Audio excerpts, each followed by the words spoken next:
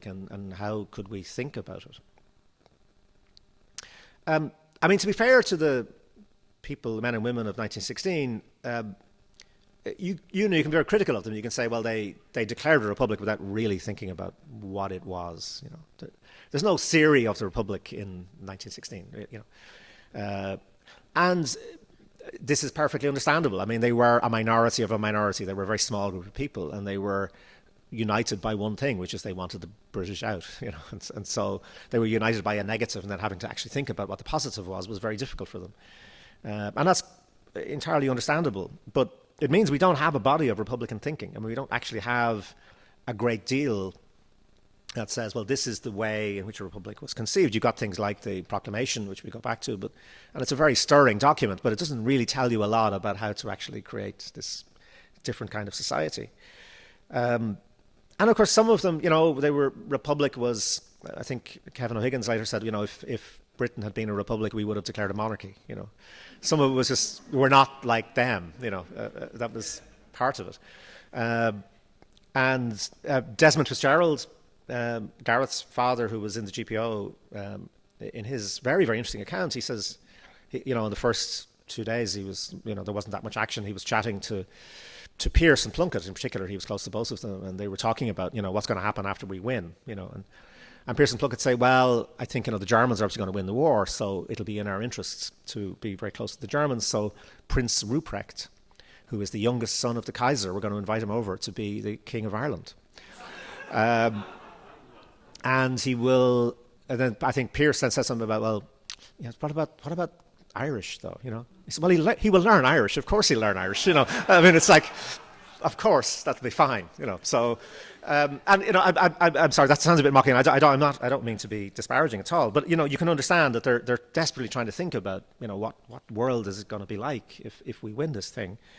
And there are very different conceptions of a republic. I mean, Connolly's, what would Connolly have thought about inviting in the youngest son of the Kaiser? Very, very different kinds of conceptions. And so it's a word we've used which has this very, very powerful connotation for us, and I think for very good reasons. But I don't think we've ever really tested it. We've ever, we really found it very difficult to get to grips with it. And what is it? What does it actually mean? Well, actually, we kind of know what it means, because it's a very, very long, very deep classical tradition that goes way back thousands of years. I mean, it goes back to Greece and Rome, and it goes back to people thinking about what a republic is and what distinguishes a republican form of government from a tyranny or from an oligarchy. And in summary, really, a republic is sort of three things. It has three basic characteristics. Maybe in ascending order of importance, right? So the first one is divided power. Nobody gets to exercise too much power, right? So a republic is kind of pessimistic about human nature, in a way, at one level. It sort of accepts, I think this is why it's such a powerful concept, because it accepts that people are not saintly. A lot of political systems, political ideologies are utopian. And that sounds great, but utopia very quickly becomes a dystopia, because you very quickly start saying, why are we not in a utopia? It's their fault. We have to have a gulag, we have to have a concentration camp, we have to have something that purges all of those forces that are stopping us from being utopian. And actually, a republic is a very, very powerful concept in one way, because it says, actually, power, it's famously, of course, characterized by Lord Acton, power corrupts, and absolute power corrupts absolutely. And so a republic is basically, the first thing about it, it's a system for not having absolute power. It's there to say, you must divide up your government. You must not allow any institution or individual to have too much power. And people sometimes, well, a republic is it's the opposite of a monarchy, but it's only the opposite of a monarchy in a really fundamental sense. I mean, there are lots of great republics that have monarchs. I mean, Norway's a great republic. It's a better republic than we are, I'm afraid. They've got a monarch. It's not really about having a monarch. It's about power. It's about who has power and whether any individual has too much of it. The reason why republics tend to be anti-monarchical is that monarchs had real power, and it was a single individual who could exercise too much power. And so republics basically say, divide up your government. Make sure that there's different institutions that can have the checks and balances, stop each other from running riot, because they will, it's inherent. And it's kind of pessimistic. It says it doesn't matter how wonderful you think you are, if you give these institutions, these individuals too much power, they will misuse it. And so you have to stop that. How do you stop it? Well, the divided government is a single word for it. It's accountability. Somebody has to be accountable to everybody else, if they're going to use power. So it's not that there's no power. There has to be power. Power is really necessary to have societies that function. But it has to be accountable. You have to actually be able to say how and why you're using the power that you have. And if you're not using it according to the wishes of the people, then you're out. So splitting up power is the first thing in a republic. You could say in Ireland we kind of did that. Okay, so at least institutionally we got a classic kind of divided power. You've got your legislature, you've got your executive in governments, and you've got your judiciary. And in theory, at least, we have the kind of system there that they could check each other. So we kind of did it. If you look at our constitution, it's pretty good about all that. It looks great. Problem is, huge hole missing where the legislature should be. We know our parliament has been one of the weakest in the world, the democratic world, in terms of holding government to account. So what happened in our system is because we had such powerful major political parties, in particular one political party being so dominant, the government runs the legislature. So if you think about that in terms of the architecture of what it's supposed to be like, it's really, there's a phrase that's used a lot in terms of business, which is regulatory capture, where the regulator gets captured by the very people that he or she is supposed to be regulating. Legislature is supposed to be regulating governments, but actually it's completely captured by government, right? And government does what it likes. We're now finding, imagine we're in a situation where we're talking about, oh my God, there's a possibility government might be defeated in Parliament by a vote because they don't have a majority. It's the first time we've had this. But the very fact that we're even thinking about that is so unusual, that it might be possible the Parliament might not agree with what the government is telling it to do. It just means it doesn't happen in our system. So we've had that bit of a republic, but not very well. The second bit of a republic is obstreperous citizens. The thing about a republic is it's actually not about obedience. It's actually about having citizens who own it and feel they own it and feel that it's theirs and that they have to mind it. It's a precious, fragile thing that's not just given to you, but that you have to actually engage in, and you have to shout and scream and make your voice heard and be one of the regulators. The citizens are the ultimate regulators. It was an Irish person, John Philpott Curran, who came up with that great phrase that the price of liberty is eternal vigilance. And we haven't been very good at vigilance, I would say, collectively. I think that we've had fantastic civil society organizations and volunteer organizations, but in terms of exercising real vigilance and feeling that we own this thing and that we have the power, we haven't been great at that either. So that's, the first one is kind of half there. The second, I think, we've collectively probably failed. But the most important thing, the third part of a republic, which is the single most important part of it, is about freedom and a certain conception of freedom, which is not the sort of Reagan-Thatcher right-wing conception of freedom. From the late 70s onwards, you got this kind of rising neoliberal right, which said freedom is the freedom of powerful people to do whatever they want. And if you stop them doing that, you are killing freedom in our society. And yes, that may lead to horrific inequality, or it may lead to societies that are divided between rich and poor, but that's the price you pay for being a free person. And in a way, it's a kind of very powerful argument. It sort of feels like, yeah, that's kind of, we want to be free. Of course we do. We don't want to be regulated. And they thought up great phrases like the nanny state, who wants to be subject to this horrible nanny state. But actually, the classical idea of freedom, the Republican idea of freedom, is not about that at all. It's not about saying you can do whatever you like. It's about saying, what is it really to be a free person? What's it really to be a dignified person? And it's actually to be not subject to anybody else's domination over you. That's a very different conception of freedom. It's about saying, actually, you know what, I'm free because I'm not subject to the arbitrary will of any other individual or institution. Right? It means that nobody, rich person, oligarch, newspaper magnate, the state itself, the church, business people, whatever, men over women, none of us can exert dominance over other people. It's a really basic and fundamental idea.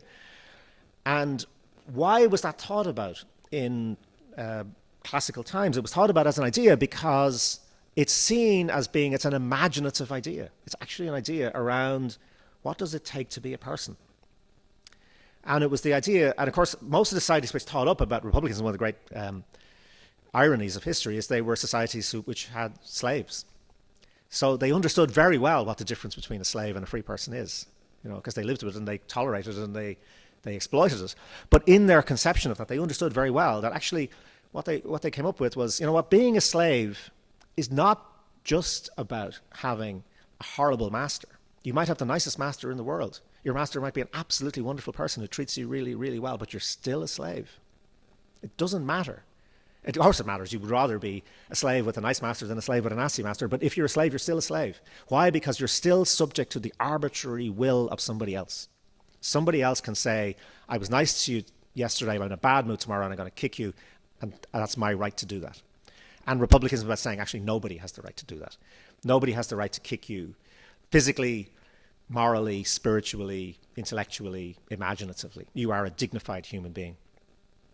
And the Irish political philosopher Philip Pettit has a brilliant phrase for describing what this is in a republic. It's a place in which we can look one another in the eye without reason for fear or deference. Right? We can all look each other in the eye. And you don't have to feel I'm scared of you or I have to defer to you because you have some kind of power over me. Right? And that's really what the essence of a republic is. And then you think, well, did we manage to do that in our voyage as an independent people? And I don't think we did. I think we can see that arbitrary power has operated in our society in lots of different ways. Obviously, the church was an institution which had arbitrary power. It was not elected. It wasn't accountable. It didn't have to answer for the way in which it used power and had very, very, very powerful domineering effects on people's lives, but not just the church. And in fact, we think now, well, okay, the church's power has waned, so we're free of oligarchy, we're free of domination. Well, no, we're not, actually. There are other forms of domination. There are other forms of unaccountable power. We have one of the most concentrated media ownerships, for example, in the democratic world, completely unaccountably. We have, a lot of our recent history is about the extraordinary power that very small elites of very, very wealthy people can exert over public policy and over public resources. They can command public resources. And so I suppose the question is, have we ever collectively stood up and looked one another in the eye and felt, you know what, I'm no better than you, and you're no better than me. There's a fundamental human dignity to that equality. And if I'm going to be governed, and if I'm going to have to obey laws, which I do, they are laws in which I participate in the making of equally with you. And you don't get to make those laws more than I do just because you've got lots of money and you can dominate public conversation and you can dominate newspapers and whatever else, right? So that's a kind of really fundamental question. And I think the degree to which we've achieved that as a collective society is limited. And we know, therefore, that in a sense, our ability to imagine ourselves as a republic, that imagined community, has been stymied and has been limited. And that this has had consequences, because what happens, I think, when you limit that public imagination is not that it ceases to exist, but that it goes into other things, or it becomes inverted in certain ways. Just two brief examples of this.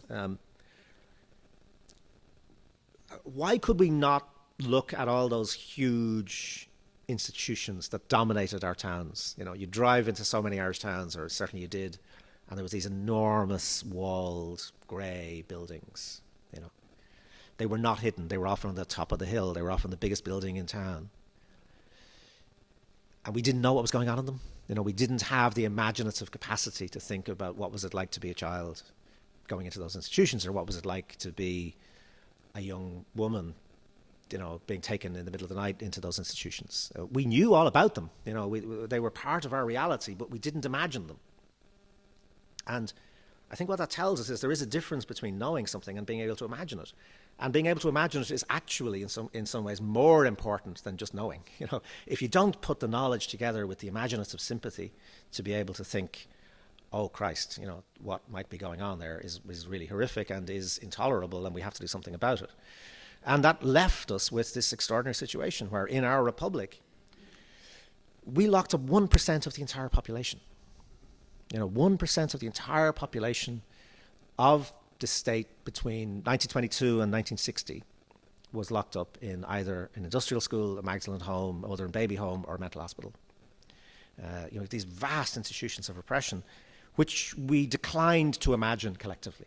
Right? And then when things like the Ryan report about the industrials come out, we're genuinely shocked. It's not that we were in denial, or we just, because we hadn't allowed ourselves to imagine what would happen in institutions which had the worst of unaccountable power. You know, where we were putting some of our most vulnerable people into situations whereby they were absolutely subject to the complete domination of other people, and we refused to imagine what that would be like.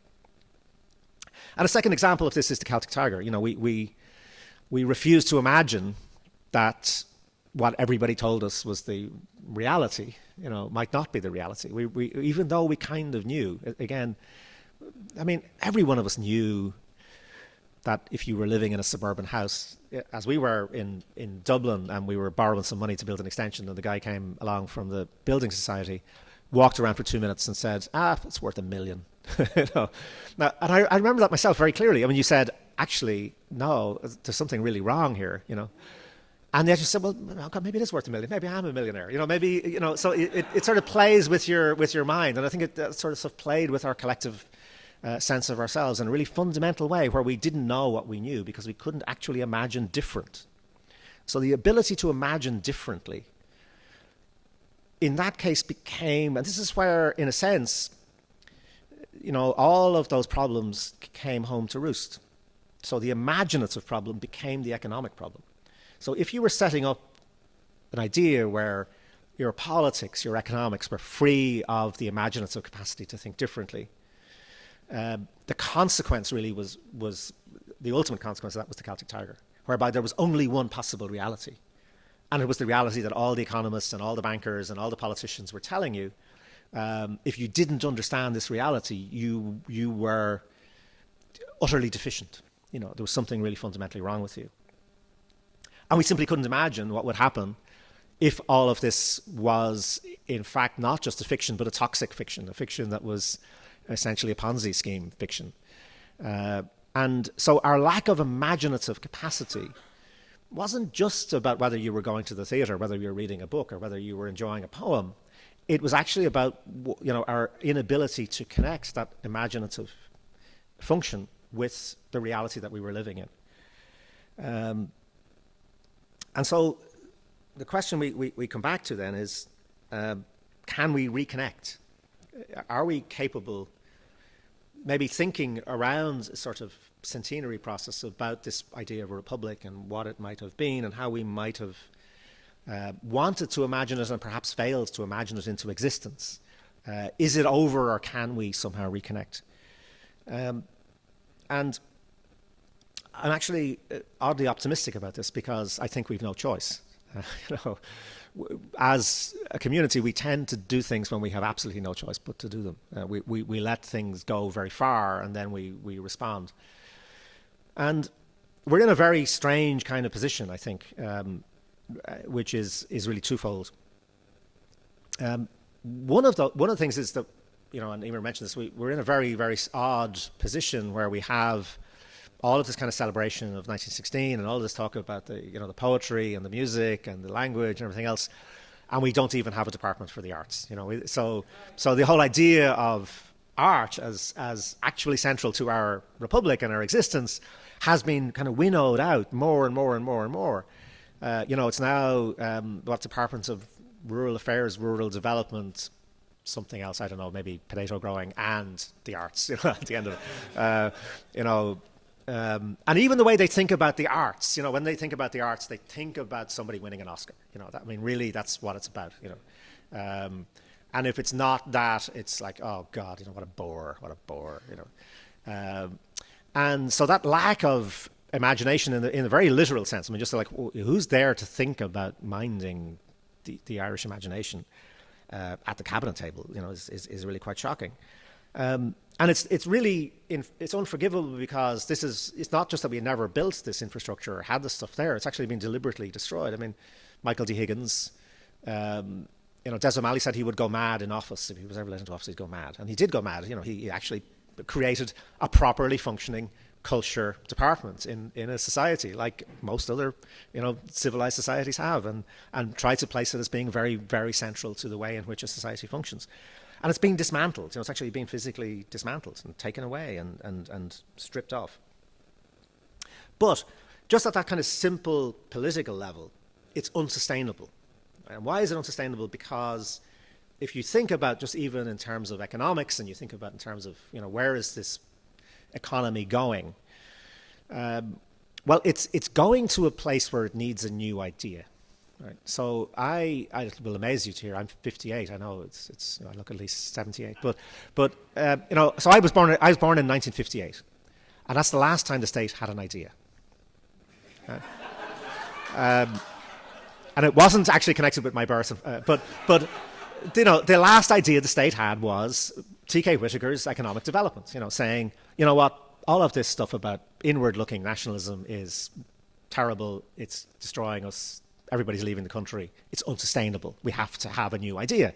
And the new idea was you've got to open it up to global capital. We've got to make it part of the international trading system. We've got to have tax breaks. We've got to bring in these companies and let them do development, which at the time was a very, very big idea. And it was followed through, and it transformed our society for good and ill, but it was a big idea. That's the last big idea the state actually had as a transformative paradigm shift. It's the last time we did it. And it's over. It's over. Why is it over? Because it's so much based around the idea of allowing multinational companies to evade taxation, and the rest of the world isn't going to put up with it anymore. We were little Ireland. It was tiny. Who cared if a German company or an American company came and set up in Killarney or Bantry with a couple of hundred jobs and they were getting a 10% tax rate? I mean, in terms of the German economy or the American economy, nobody really cared. You're now talking about Apple and Google and Twitter and massive, massive multinational corporations who are using Ireland to evade their taxes, and this is unsustainable. It's not going to go on. The world is shifting, and within 10 years, this is going to be gone. It's things like the Panama Papers, all this kind of stuff is feeding into it. And so the question for us is, okay, well, what's our other idea? Like, what do we have to say to the world? Just even at this very narrow level about, you should come and invest here. You should want to be part of this society. It's a great place. And we have two things, folks, and you know what they are, because this is what this festival is an example of them, and their place and culture. We have really interesting places. We have fantastic places, and those places are physical, and they're spiritual, and they're imaginative. They're fictions, if you like. We create these places. We're very, very good at it, and we've managed to sustain them against the odds. And people will want to live in those places. People will want to be part of those places. They're extraordinarily attractive in the world. And we have culture. We have a reputation for being imaginative, for thinking differently. And we're kind of lucky, one of the most conformist societies on earth, in which 96% of people were monolithically of the same religion, follow the same views for a very long time. Not now, of course, but for a very long time they did. We had a lot of conformity, and yet we have this enormous international reputation for being a place in which people think differently. And that is all we've got. It is, and I cannot understand how government continues to function when surely, even when they travel abroad on St. Patrick's Day, and they start talking about, our production of, our GDP grew by 27% last year. Another fantastic fiction, by the way. Everybody's eyes glaze over. People say, who cares? And who cares about this little place with its bloody GDP? They care about James Joyce. They care about Samuel Beckett. They care about Lisa McInerney. They care about Emer McBride. They care about the music. They care about, that's what people want to talk about when they want to talk about Ireland. It's an imaginative construct that people want to connect to. And in a way, it's been kind of great that we don't sell it, because we shouldn't be talking about it like that. We shouldn't have to be talking about it as an asset somehow. It should just be who we are. But the fact is, it is an enormous asset. I mean, you can sit down in a university in China and you can talk to somebody who can tell you the exact streetscape of Dublin in 1904. Why? Because they've studied Ulysses. They know more about what play the city I live in, at that time than I do. It's a point of connection, and Ireland has an incredible future as a node of imaginative connection, a place in which all sorts of wires come together and some kind of electricity is created. But we have to feed it. We have to value it. We have to say, this is actually something we are incredibly proud of, something we nurture, something we understand as being fragile and contrary and awkward, and something that we actually understand that if it's about being different, then you can't make it bland, and you can't make it conformist, and you can't make it simply into a brand. You have to leave space for the awkward, for the shocking, for the disturbing, for the truth tellers who are saying things that you don't want to hear. And I think there is a balance to be kept. Obviously, you don't want to simply embrace the whole thing and embrace it to death by saying, this is our official culture and we love all you artists and you better be our brand, because you can kill it that way. But that might be a problem we might face down the road, but we're so far away from embracing it that we can worry about that later. But actually placing it at the absolute centre of our economic policy, of the way in which we think about how Ireland is perceived by the world. What is our power as an imagined community? It's in our imagination. And the second thing we can think about is going back at least to some of that energy around releasing that capacity to think differently. Where do we get that capacity from? We get it from our artists. We get it from the experience of being moved and disturbed and undermined and shocked and made ecstatic by this experience of art. And it takes us back to that cognitive revolution. Right? The cognitive revolution was about the capacity to imagine what other people that we don't know might be thinking. And the place in which in our societies we learn this, we experience it, we renew it, is in our artistic experiences. Right? Art is not just about pleasure, although it is fundamentally about that, of course, but it's about sympathy. It's the school in which we learn to get into somebody else's mind. And that is the most politically potent force that you can have if you want to think about a republic. Because remaking a republic is actually trying to think about the dignity of all of our citizens and being able to try to imagine what life is like for all of them. If we could actually imagine what life is like for a kid in 2016 in a very rich country who has to grow up in a hotel room because she's homeless, we wouldn't tolerate it. We would actually find it just intolerable to feel that we're doing this.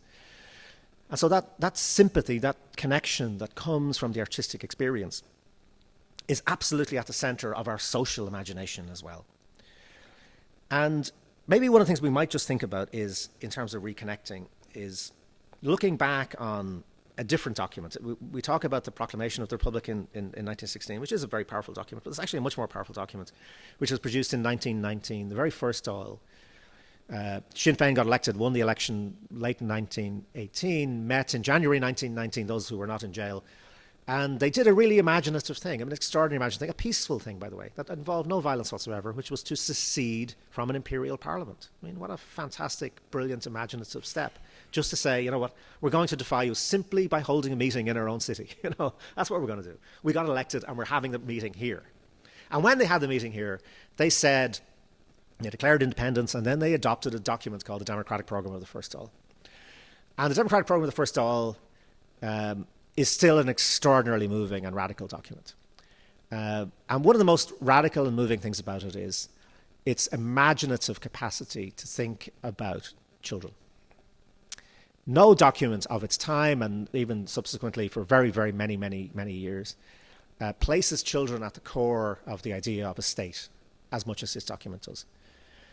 There's an incredibly powerful line in that document where it says, the first duty of the government of the Republic shall be towards the children. Right? Really simple, really powerful. And it's not the children of the nation. It's often quoted in the proclamation, which doesn't mean children at all. It's les enfants de la patrie. This is about children. And then it goes on to say what? It says no child will be hungry. No child will be homeless. No child will lack proper education. No child will lack what's necessary for their spiritual and moral development. And then it does an amazing thing. It refers to children as citizens of a free republic. It doesn't say future citizens. It says citizens now. These children are our citizens. And of course, it's a document that's forgotten because it's an embarrassment. We not only did we not honor it, but we didn't. We actually did the opposite. I mean, the way children were treated in the society was pretty appalling. But sometimes, maybe history has a way of reconnecting us with a voice at the time when we need it. And it tells us something around how, at that moment, people were trying to imagine what a republic would actually look like. And when they thought about it, it wasn't actually about flags and emblems and marching down the street. It was about how people live. And it was about how the weakest people live. That the word I was saying was actually, you will know this place. Because it talks about children, then it talks about old people. It basically says you'll know whether a republic or not by the way we treat kids and the way we treat the elderly. And a final thought is that the centenary of 1919 is 3 years away. We're coming up to 100 years after we imaginatively made that promise to our children. And it was actually quite a modest promise. It wasn't about saying, every child is going to be wonderfully happy in this republic. No child is going to be unhappy, or no child is going to be in a crisis or an emergency, or families aren't going to break up, or terrible things are going to happen. It just said there are certain things that are not imaginable.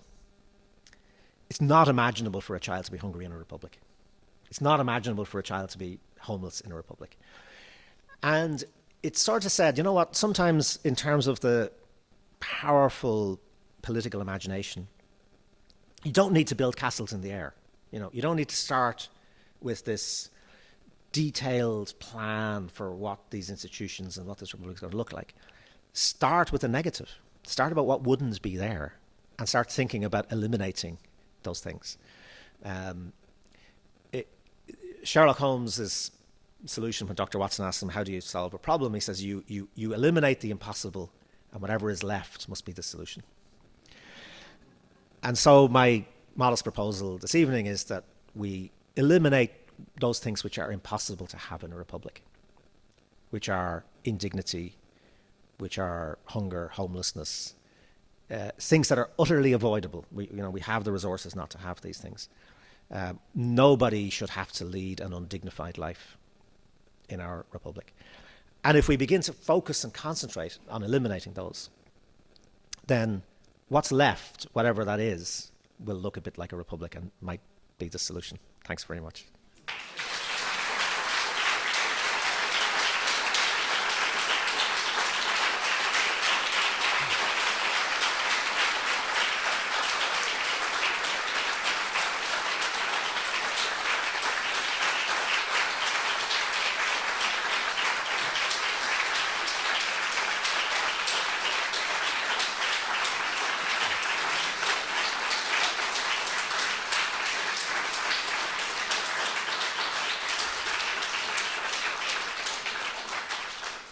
Thank you very much, and on behalf of Christina Lamb and Joe O'Connor, I'd like to thank you as well. So I'm very happy to take questions or statements or abuse or whatever else you'd like to throw at me. So thanks very much. That was absolutely fantastic, and I don't think there was almost nothing you did that you failed to hit on. It was just so many. It was so dense and everything like that. It was just fabulous. And just even what related to the issue, between the formation of state 1916 and really everything that happened in between, and now 2016, and we're kind of in a trans-state world, and so much is, so many issues like homeless children, things we couldn't even imagine, and from a utopia, an age of utopian ideologies to now a kind of a lot of young people are writing dystopian fiction and so on. Yeah. And yet I almost feel like we're in a world caught between so many different demons, old demons, new demons. And, you know, my own 4-year-old granddaughter who's denied a state education because she's not baptized and she's not a Catholic. And, you know, she now cannot go to school, and in a year's time maybe she'll get into school somewhere we don't know. And she might be totally denied. She might be forced to be homeschooled because she can't get into a state fund, you know. Yeah. So it's just such a bizarre situation, and yet she's caught between different cultures, and yet we live in such a free world. I mean, it is so wonderful, I think, living in Ireland today.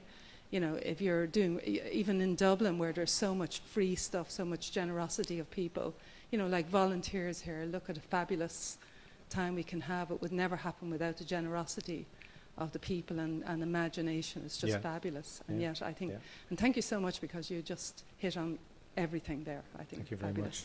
Thanks. You know, I completely agree with you in terms of education. You know, I mean, for God's sake, you know, it's one of the worst examples that, you know, we declared a republic, we declared a constitutional right to primary education, and yet there's still essentially a religious test for many people in relation to that. You know, we don't need to. You know, like, why do we still put up with this stuff? You know.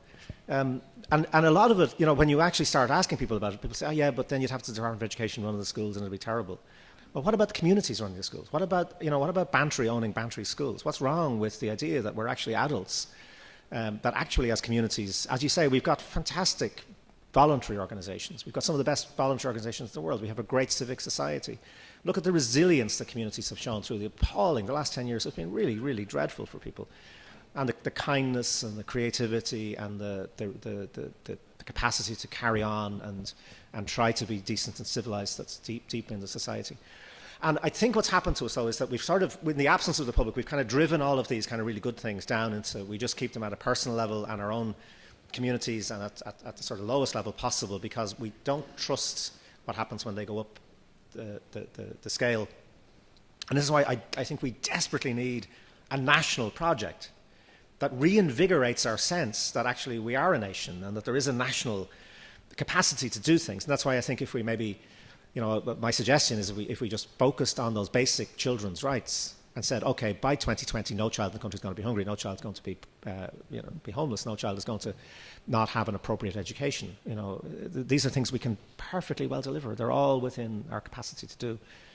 And we would start feeling that actually, you know what, we're really genuinely proud of ourselves collectively, and not just of our, you know, our individual lives and our communities, but actually that there is this thing called, it is a fiction, the fiction called Ireland, the fiction called the Republic, but it's a fiction I think we desire and we need, and that we're capable of inhabiting.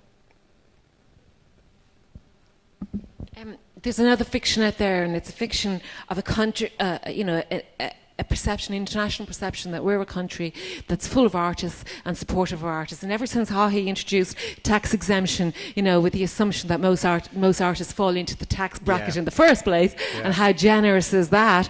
And in fact, you know, there are most artists who are trying to make their living as an artist are having to individually problem solve a viable economic model for being an artist. Absolutely. Be that teaching part-time or cleaning part-time and do whatever part-time, or, you know, or engaging with loan sharks, and let's be honest about it. You know, what supports are there for the vast majority of artists? You know, there's ESONA, which is an interesting model for very few, and bursaries from the Arts Council. But in fact, I would argue that the biggest, you know, for being honest about it, the big support of of emerging artists is the DSP. But we're not allowed to say that. And I think, in fact, that the reason why Heather Humphreys and co are not too bothered about where arts comes in that lineup of portfolio responsibilities is the fact that she and others around the cabinet table realise that artists are going to do what artists are going to do anyway. And in fact, the production of art exists in almost a free market. You know, that people will be down playing trad music, or, you know, writing poetry in their attic, or bands in garages, or whatever happens, regardless of whether there's a cultural policy. Yeah. But if it is, if the future is place and culture, can we offer can we dream up some viable economic models of being an artist that is dignified and does not instrumentalize the arts in terms of bed nights and, and all the other social benefits that are there and are real. But, if we can't we really subscribe to the intrinsic value of what it is to have imagination, to nurture imagination and the arts? Yeah, yeah. You've expressed it brilliantly, so I'm not going to repeat that, but you're absolutely right. I mean, it is one of the great ironies, isn't it, that the most ruthlessly entrepreneurial, market-driven people in Ireland are the artists, because they have to be. They have to actually be extraordinarily entrepreneurial in terms of thinking about some kind of business model that they can just live off. And the kind of energy and ability that people have to put into that is extraordinary. And in some ways, of course, it's no bad thing. Of course, artists should have to kind of think about, how do they make a living, how do they relate to the rest of society.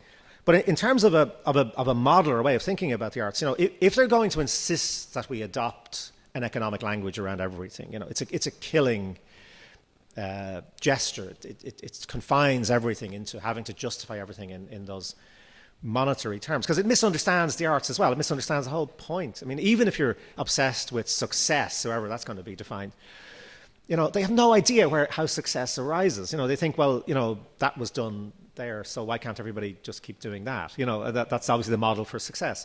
And of course, success comes from having this huge seed bed of activity and of contradiction and of argument and of ideas and this conflict and everything going on, and it's very, very messy, and out of it, sometimes emerges success, but usually when you're not looking for it. I mean, artists who set out to be successful are usually very, very bad artists, because they're not driven by the necessity to do what they do. But if they insist that we have to adopt some kind of economic language, well, let's adopt the language of R&D, I mean, they have no problem understanding why a major company would put 10% of its money into R&D, or research and development. Why? Because that's where your ideas are going to come from. And if you don't have any ideas, you're not going to be around as a company much longer. Artistic activity is the R&D of society. It's where society tests its assumptions, tests its ideas, tests its pleasures, tests its fears.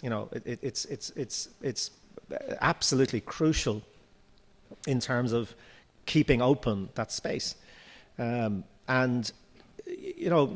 major company worries about the fact that half of what it spends on R&D is wasted, if you want to put it that way. It doesn't produce the goods, it doesn't produce some kind of enormous product that's going to make you a lot of money, but they understand that unless you have lots of it going on, you're not going to get the one thing that hits bingo.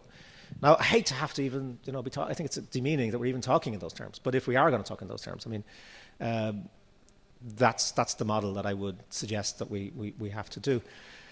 But I don't know, I sometimes despair because just go on the website of any county council, right? Just go on the website and look at their thing under economic development, right? Why you should invest in Dundalk, And I guarantee you, in the first paragraph is the great writers, the theatre company, the artists that have been here, that are here. It's a creative environment, So, the county councils understand it. The IDA understands it. They're going around saying, come here because, and they go through all the artists. That's what they say. They don't say, come here because of the tax breaks increasingly. It's still there. And of course, there's a big lie about it. We don't want to talk about tax break stuff. But given that the tax break stuff is not going to be there for much longer, it's not going to work. One of the reasons I'm optimistic is that I just think the pressure to come up with something else is there. And you can kind of see it in a stupid way. So sometimes the kind of stupid stuff tells you the way things are going. The way it's gone now is the recognition for the arts is you can't name a bridge after anything else except an artist now, So it used to be you could have a revolutionary, something, but then that was kind of controversial. And then you used to have a saint or a bishop or something, and we don't want to do those anymore.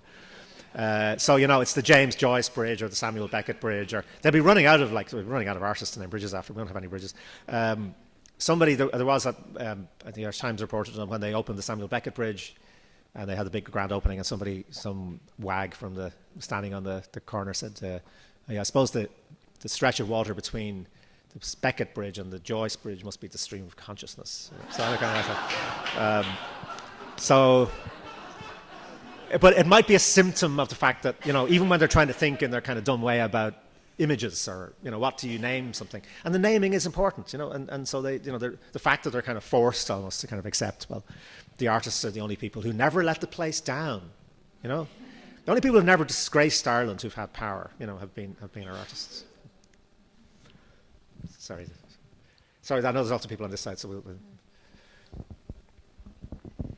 Can you just speak for a minute just about imagination and for young people how they can nurture imagination and kind of bring it into their own consciousness in their daily life? Yeah, I just think we all know this, don't we? I mean, we all know at a really fundamental level that children live and grow in a world of the imagination. Like, I suppose if you look at it from the negative side, I mean, what is so appalling about a kid growing up in one room in a hotel, with homelessness? One of the things that's most appalling about it, and that actually constitutes a form of child abuse, is they can't play. There's nowhere for a kid to play. And in some ways, this is even worse. One of the things that revolutionaries used in 1913, 1914, 1915, 1916 to say British rule in Ireland is illegitimate. Why is it illegitimate? It's illegitimate because look at the number of families who are living in one-room slums, in the Dublin slums. But even those kids could go out and play on the street, in gangs. Now, I'm not idealising their lives. They were appalling in all sorts of ways in terms of hunger and disease. But play, is so much part of what it means to be a human being, and I think for the reasons we were talking about, because it's actually built into our cognition, our whole way of being human, is that we have to learn how to try stuff out, to experiment, to imagine, to see what the boundaries are, where you can go, where you can't go. And in a way, when we talk about supporting the arts, I mean, in relation to the last speaker, I'm not that worried. I mean, it's a terrible thing, if an artist is on the breadline, that's awful. That's not my main concern. My main concern is who has access to artistic creativity, who has access to all of this kind of work, and who, if you deprive citizens of their right to be creative and to be connected to creativity and to be exposed to the best that the human mind has to offer in terms of creativity, then you are actually being quite abusive of that person. You're actually kind of attacking them in terms of their basic fundamental human dignity. And we know where the problem, the lack of investment in arts in education in Ireland is just absolutely shocking. I think the first big report on the lack of investment in arts and education in Ireland is about 1971.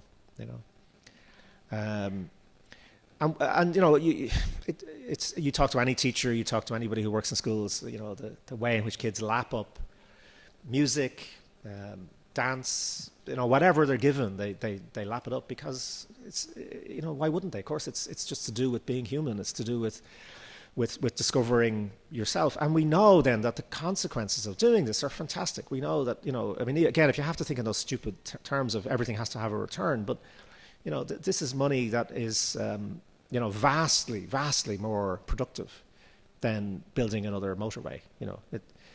What you invest in a kid's brain, particularly in the early years, is phenomenally productive, both in positive terms, in terms of what that kid will go on to do and be able to do and contribute to society, and also in negative terms in terms of what they won't do. The amount of money you're going to save in healthcare, in the justice system, in all of those kind of things, is absolutely enormous. It's particularly shocking, I think, at the moment when they're talking about bringing coding into primary schools, where there is no drama, no music, Yeah. And we were talking about this in a workshop today, and but this whole idea about coding, it's just like take it off the shelf from another culture. The Koreans do this, so we should do this. No thought, no investment, no real thinking about why are you doing this, how are you going to do it, but also the way it imagines young people's creativity. Coding will be absolutely fantastic for lots of kids, and every kid should have the opportunity to do it. Of course they should. But the idea that all our kids can only express their creativity in those specific terms, I completely agree with you. It's nonsense. And there's just no direction to it, no thought about it. There's a thing called music, which is kind of good for coding, I would imagine. It sort of teaches people how to think mathematically about sequences and how sequences work and what kind of beauty a sequence might have.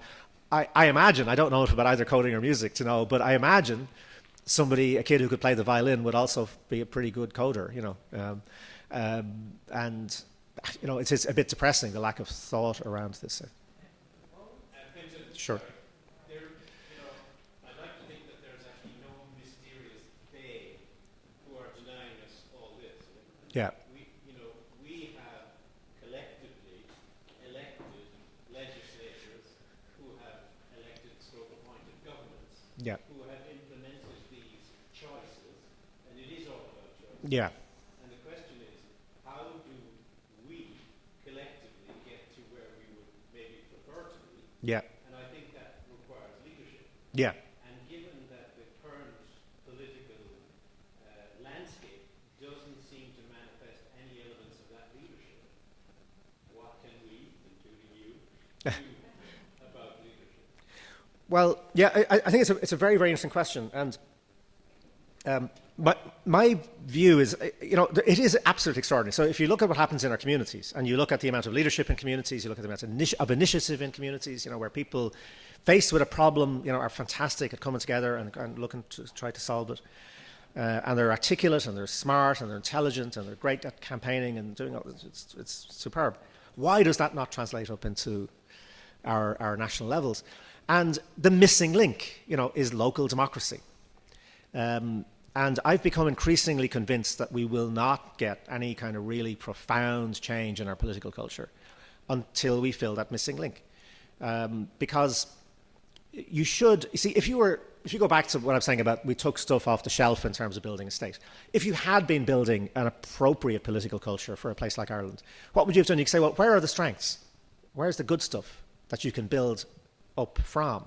And you would look at communities. You would look at all of these kind of bonds that people have, the social capital, whatever cliche you want to use about it, that's there. And instead what we did is we built a kind of top-down state, which is very authoritarian, very lacking in accountability. And the whole drift of the whole history of the state has been having less and less and less and less local democracy. I mean, giving people less and less and less actual control over what happens in their own communities. And until we solve that, I think we're going to find it very, very difficult to do anything else. So if there was one thing I could do tomorrow that I think would be transformative, it would be to give people back the experience of making decisions. Actually treating people like adults. I mean, how are we, we do sometimes behave collectively like children because we're treated like children, and we know this, that if you don't have responsibility, and it goes back to the cliche about absolute power corrupting absolutely, but absolute powerlessness corrupts absolutely too, If you don't have power, if you're not making the choices, you can say anything you like. You can say, I don't want to pay that taxes. I want everything free. I want, whatever. You're not making choices, and therefore you become infantilized. And I think we do become infantilized at that sort of national level. And then we start thinking, well, we may as well vote for that Egypt because, he got my mother into hospital, this kind of stuff. But, that kind of it's terrible stuff you hear. And where we really should be kind of focusing is, I think, how can local communities start taking back control? And I think you have to build it step by step. So I think we need to be doing it at the local level first, saying, all the decisions that affect Bantry should be made in Bantry. What's so radical about that? And of course there will be national issues and there will be county-wide issues. Of course there will, that you have to have other levels of representation. But we're perfectly capable as human beings of having complex affinities. We can have an affinity with our own community, with the county, with the province. We can do all that. We're no problem with that. But why don't we reflect that politically? Why don't we do participative budgeting? Bantry should have a budget, where the money that's raised in Bantry is spent in Bantry, and people in Bantry have the right to and the responsibility. It's not easy to actually participate in the budgeting and say, well, actually, we think we've got this amount of money, and we would rather put it into the primary school than put it into new streetlights or whatever. You have to make those choices. Absolutely, yeah. So the question was about universal basic income. I absolutely agree with you. I mean, I think these are things we're going to have to, we're at a situation, and it's getting too late in the evening to start going into it, but, the world is in real trouble. Democracy is in real trouble. And we can see this with Brexit, with the Trump thing, with all of these kind of things happening. And why are they happening? They're happening because of fundamental inequality. They're happening because the promise of capitalism, the promise of democracy, the promise of the last 100 years was about human dignity. It was about saying you can lead a dignified life, and we will deliver that for you. And more people are finding that they're not leading dignified lives. And that doesn't mean that people want to be vastly wealthy and, to have all of this kind of shit. The shit, if you'll excuse the expression, fills the vacuum when you don't have the dignity, when you don't have your basic sense of human dignity. And if you screw around with people's sense of dignity for long enough, it becomes deeply toxic, The center will not hold. You cannot actually have a republic. You cannot have a democracy if more and more people feel excluded, feel undignified, feel that they don't matter. They will lash out. And it's not pretty. It's not going to be lovely, utopian revolutions. It's blaming somebody. It's pointing at somebody. So we have to reorganize our societies in a way that actually goes back to some basic things. Bernard Shaw, I've just finished writing a book about Bernard Shaw, and Shaw, in the preface to Major Barbara, which I think was 1911, has a brilliant thing about poverty, and he just says, look, we've just brought in the old age pension. He says, what about a pension for everybody? Like if the old age pension, we've realized actually, we can do this, and it gives people over 65 some dignified years. Why not give everybody some dignified years? Why not actually say that there's a basic income that people need in order to lead a dignified life? And it's very interesting, but there are good things happening. I mean, basic income stuff is, a lot of communities are beginning to bring this in and actually say, look, we've got to do this now. It was a referendum in Switzerland. It was defeated, but, nevertheless, it got to that point. It is really being discussed. Things like participative democracy, participative budgeting are really, there's lots of communities around the world who are doing this stuff now, actually doing it. Reballoting, so one of the big things in the States, for example, is gerrymandering of electoral districts, right, where the Republicans and Democrats carved them up. And in San Francisco, the Republicans and Democrats, were deadlocked, and they kind of agreed to hand it over to citizens. Citizens, you go and do it, and citizens. And what turned out is citizens did it very, very responsibly, because actually when you give people a bit of power and a bit of trust and treat them like adults and say, here are and you obviously feed in expertise and you feed in information, and then you say, you've got to make these decisions. And the overwhelming evidence is that people behave responsibly. And let's remember, maybe this is the last point tonight, but let's remember, we do this already. And we do it on the single most important decision that we take as a community, which is somebody guilty of murder or not? How do we do that? Do we give it over to a group of experts?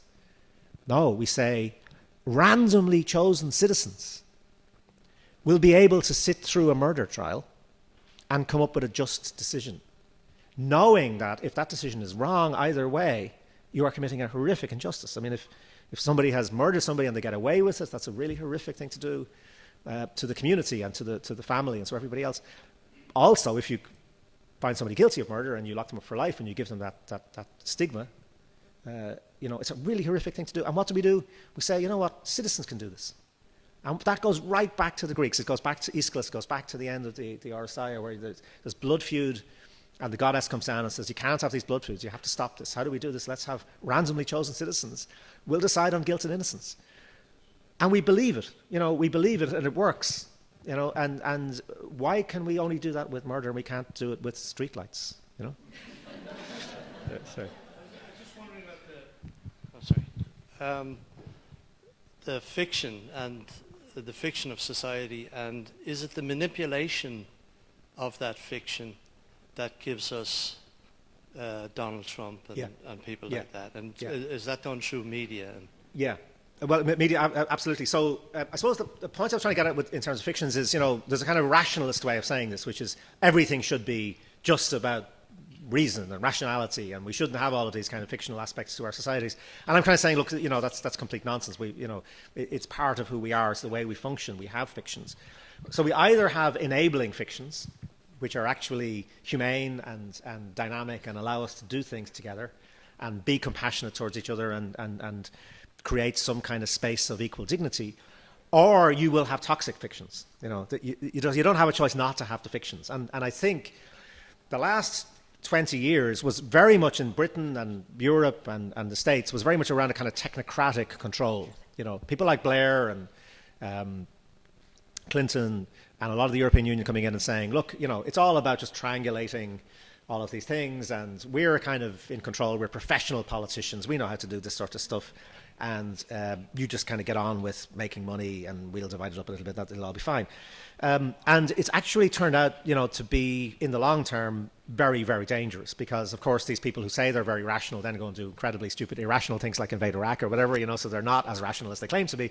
But also it disempowers people in terms of, you know, actually what are the fictions that allow us to function in a way that is humane and powerful. And media, a lot of media trade in toxic fiction. I mean, it's toxic fiction sells. You know, you think 50 Shades of Grey is masochistic fiction. Well, look at the Murdoch Press. You know, that's masochistic fiction because it's damaging. You know, it's doing physical damage to our societies. You know, that kind of blame game, that constant negativity, whipping up fear, using those emotions to, in the end, you know, to delegitimize any sense that there might be other ways of thinking or other ways of organizing society. And of course, it is absolutely powerful, and you know, it has to be fought against all the time. You know, we don't have an easy answer to it. Well, there is an answer to it, which is we shouldn't bloody well allow anybody to own that much media. You know, I mean, this is where ideas of freedom come into play. You know, the right-wing idea of freedom is you do what you like, and a Republican idea of freedom is actually no, you don't allow anybody to dominate. And you know, there should never be that accumulation of media power. And we can't talk in Ireland. And I you know, I work with the Irish Times, and I don't want this to be a partisan point. But the fact is that, I mean, 75% of Irish newspapers are controlled by one person, who also controls the only two independent talk radio stations, for example. Now, I mean, most countries, even sort of very capitalistic countries, just simply wouldn't allow that degree of media concentration. They would say, come on, you can't do that. You know, it's just dangerous. And so we've allowed these accumulations of power, and we could do something about it. Absolutely. I mean, all of these things can be sorted out by legislation. You can say nobody's allowed to own more than a certain percentage of media, and at least then you would get more diversity, more contradiction, more openness, in more genuine competition in terms of media. I mean, the stuff, and I won't go on about this, but like one of the most outrageous things that we allowed to happen in Ireland was, you know, one particular media group was allowed to buy up other media groups and then close them down. You know, so the Irish Press, for example, was there used to be 4 national daily newspapers. The Irish Press was one of them. Okay, at a particular point of view, you may agree with it, you don't agree with it, but it was there. It was part of that diversity. It closed down, and then the title was bought up by the Irish Independent Group and kind of closed down. Basically, they made sure. Why did they buy the title? To make sure nobody else could buy it and start it up. Then they did the same thing with the Sunday Tribune, which was a fine newspaper. You know, and I started out writing for the Sunday Tribune. You know, and it was part of a diversity of a conversation. You know, and it was bought up by the Independent and then just closed down. You know, and like even in the most kind of capitalistic society, so that's anti-competitive behaviour. You know, you cannot allow monopolies to come in and buy up the opposition and close them down. And we do that. We allow all that to happen, and we don't need to do any of that. I mean, none of this is inevitable or unavoidable. And isn't that the case with so much? You know, we've lots of great laws. You know, enforcement is always the issue because the pressure isn't there. Maybe we'll just take one more, because I'm sure people are beginning to. In relation to local democracy, Yeah. I think we as a public contribute to its loss in many ways, particularly through the toxic fiction that all politicians are saying they're winning for themselves. Absolutely. Which is not.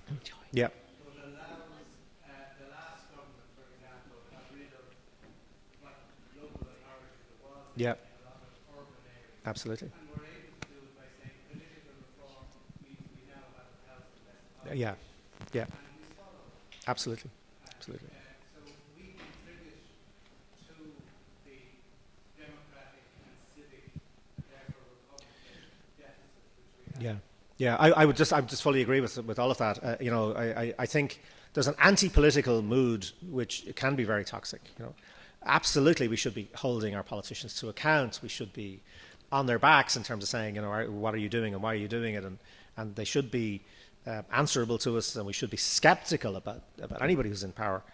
But this idea that politics itself is just sort of show business for ugly people, that kind of view of it is actually really self-defeating because it means that it's oddly it's really counterproductive, because what it means is the people who are in it feel, well, everybody hates me anyway, so I may as well do whatever I like, and I don't have to be accountable, oddly, because people just shout at you and say, well, you're just in it for yourself. And so that kind of back and forward that there should be between public representatives and their constituents doesn't really happen. And we get very cynical, and then we say, well, they're all kind of Egypts, so we may as well elect an Egypt who'll get me something, or there's some kind of very, very narrow sense of it. And we do absolutely need to restore the idea that politics is power, and it's our power. This is our power, and we give it away. And if we make it into something that becomes cynical and narrow-minded and unimaginative, we pay the price. Because we are actually disempowering ourselves. But as I said, I'm still optimistic that we will change this, because we don't have a choice. Thank you.